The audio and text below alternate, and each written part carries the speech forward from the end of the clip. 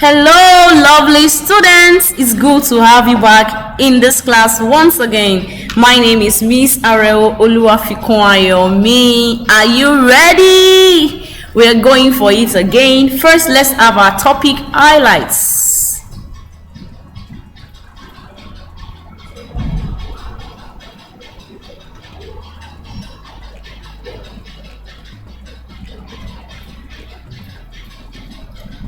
Shall we begin? Speaking and listening segments, and we are considering the two consonant sounds that you see displayed on the screen. Let's go.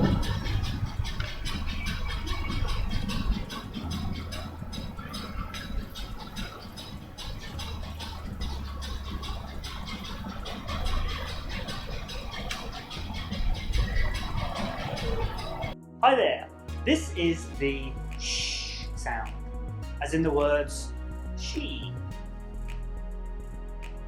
short, and should. The sh sound is a sound from the consonant pairs group, and it's called the voiceless palato-alveolar sibilant. This means that you create friction through clenched teeth by directing airflow through a narrow channel formed along the middle of the tongue.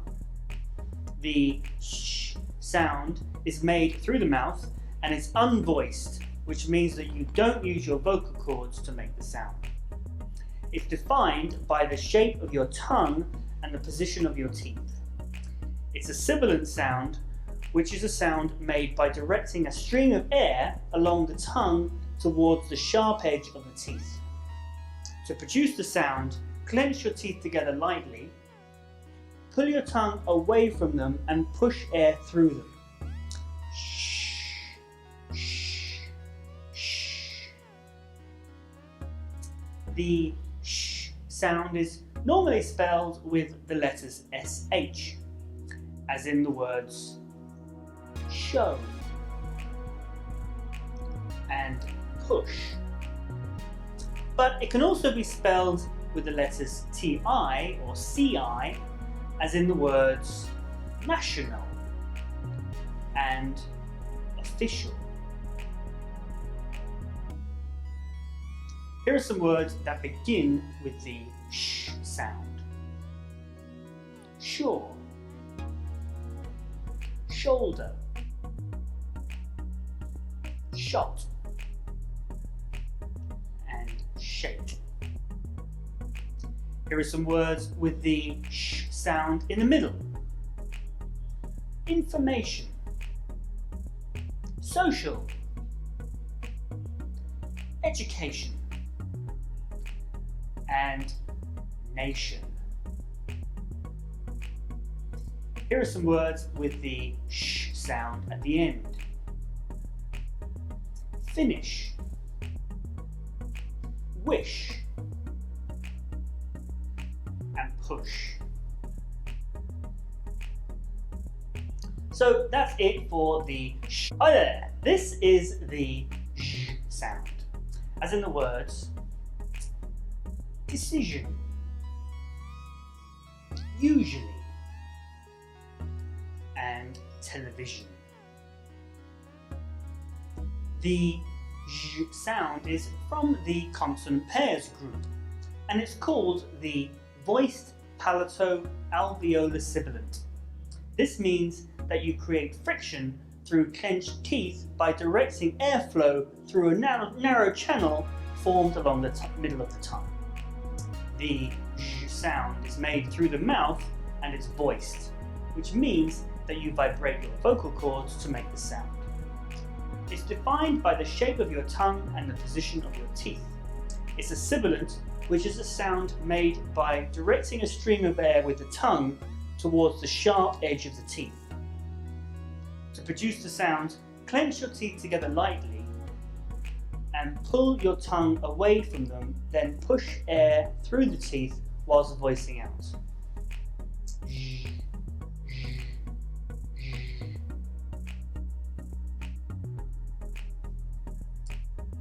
The j sound is normally spelled with the letters SU, as in the words measure and usual.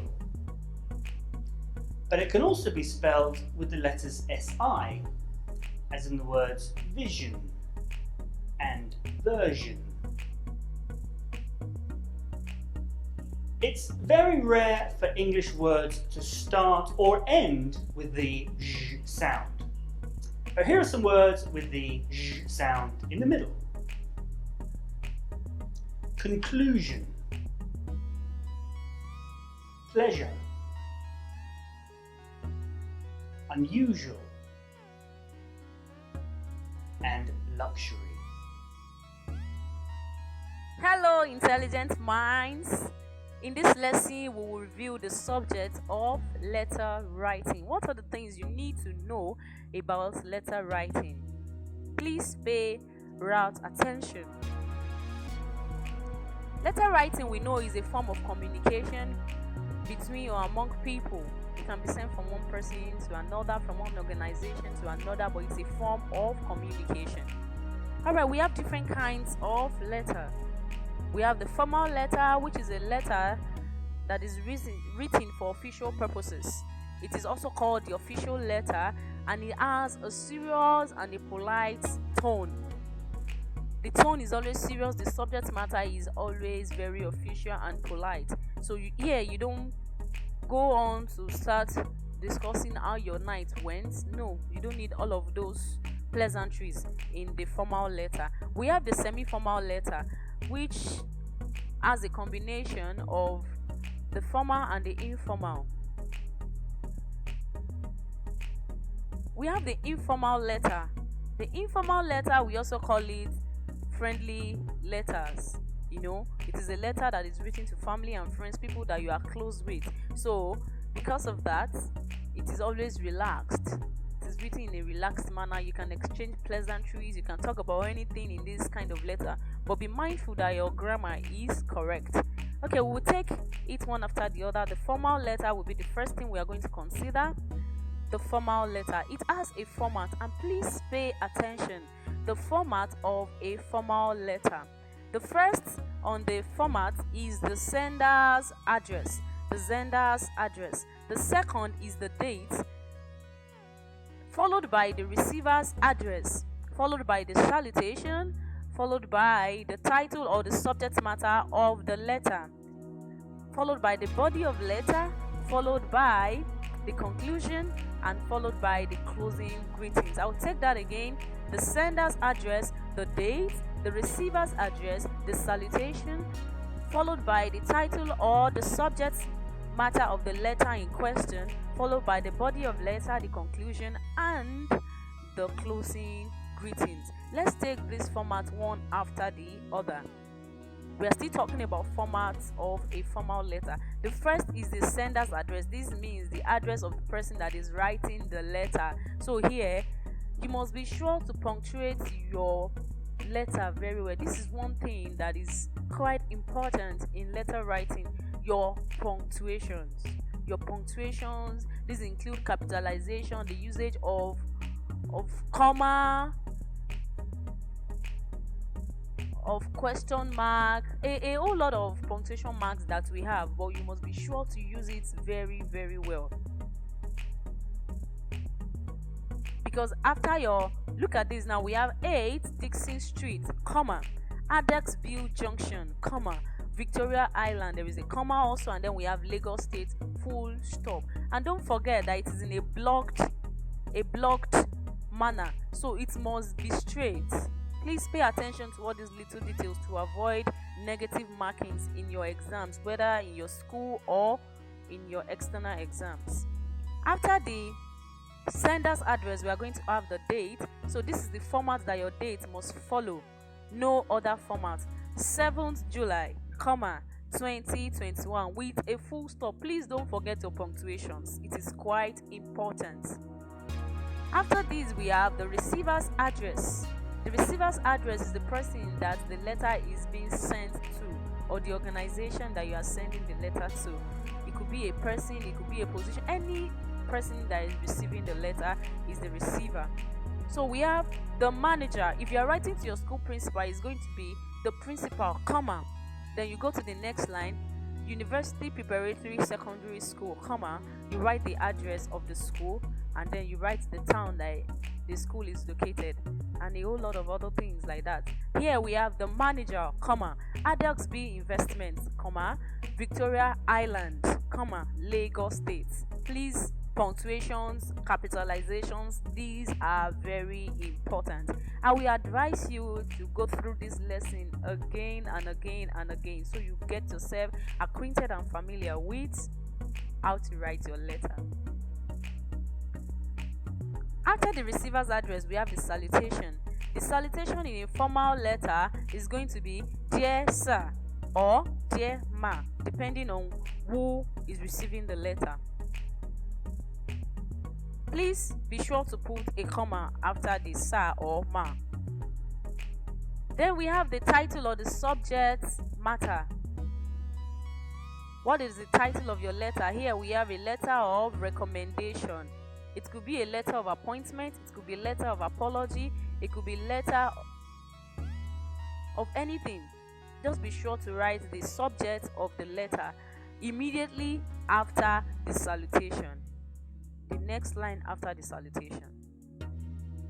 We have the body of letter, which must be arranged in paragraphs. In a formal letter, you need to go straight to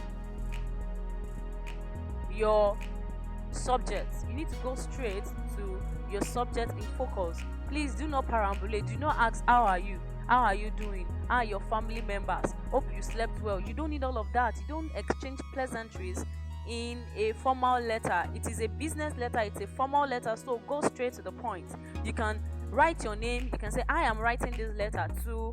So just go straight to the point and be sure that you paragraph your work. Paragraphs are used to separate subject matter in a passage. I believe that you know that. After the body of letter, we have the conclusion. This is also part of the paragraphs in the body of letter, but at the tail end, where you concluded, you've said everything that you need to say to the receiver, and then you can have, I look forward to your favorable response, or as the case may be. And after that, we have the closing greeting.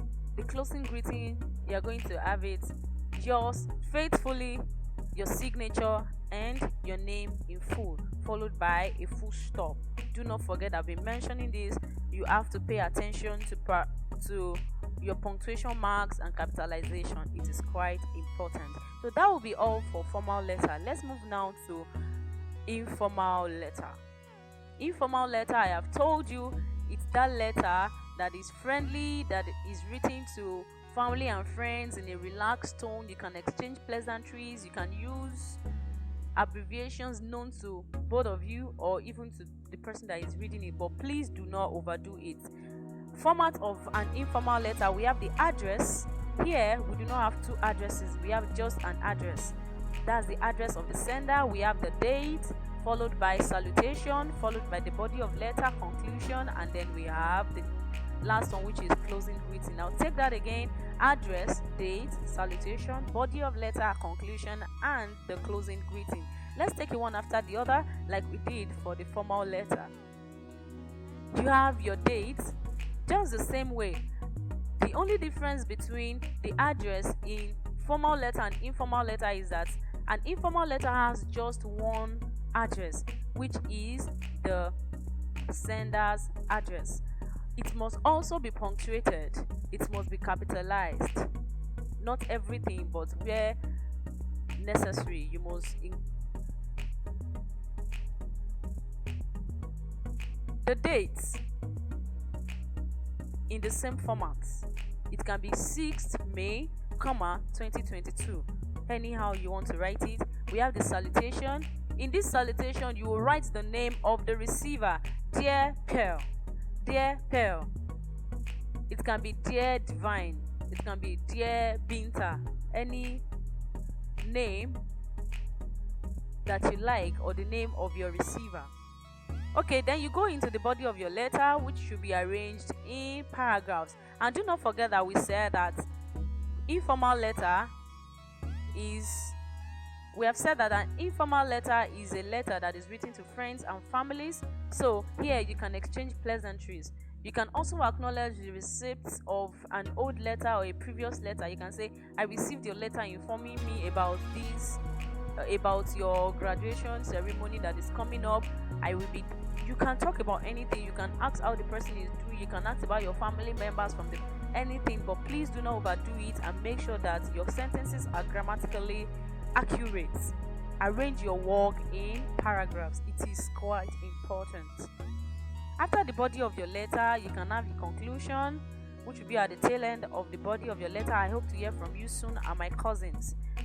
Or you can say it like this: I look forward to seeing you at grandfather's birthday party. Anyhow, depending on the subject that you are discussing about. After that, you are going to have your closing greeting.